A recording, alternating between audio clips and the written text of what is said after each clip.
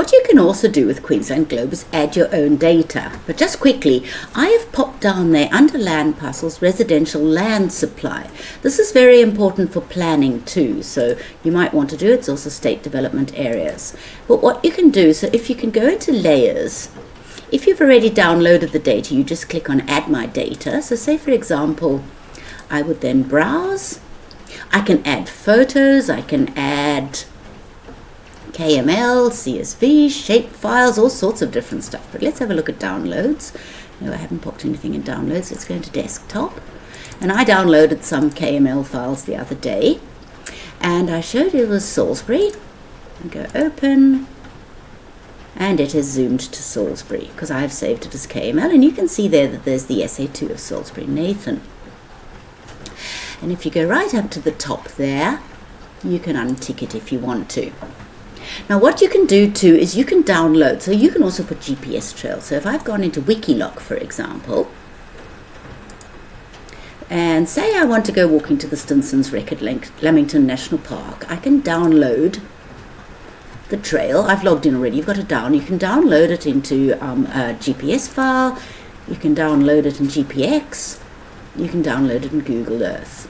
So if I download that, and that's downloaded, I can then go into where I've downloaded it, which was downloads. I can click on that and it'll zoom to the trail. You can also do this in Google Earth, of course. And there's the trail there. So there's the trail to the Stinson's Wreck, which by the way I've never been to. And if I go back in there, I can turn it off.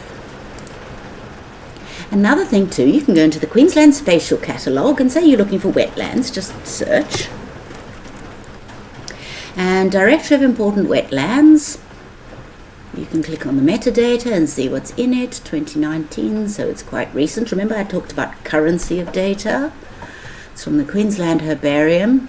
Just close that down. I can go, don't really want it, but I can go download data set. Oh, that's only one version. Okay, so let's find something that's maybe a bit bigger. Let's do the wetland areas. And you can download it in a number of things, and I could download it in KML.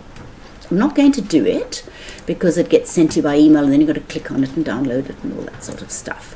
But then you can just do exactly the same thing in Queensland Globe.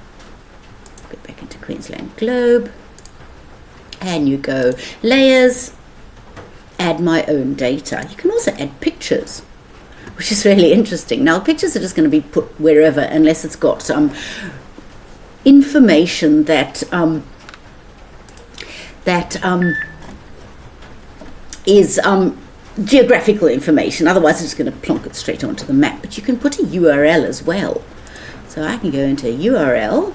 You can add a URL and there's advanced options, default, proxy, etc. Anyway, so as you can see, Queensland Globe's awfully cool. And I'm going to tell you how to do maps next.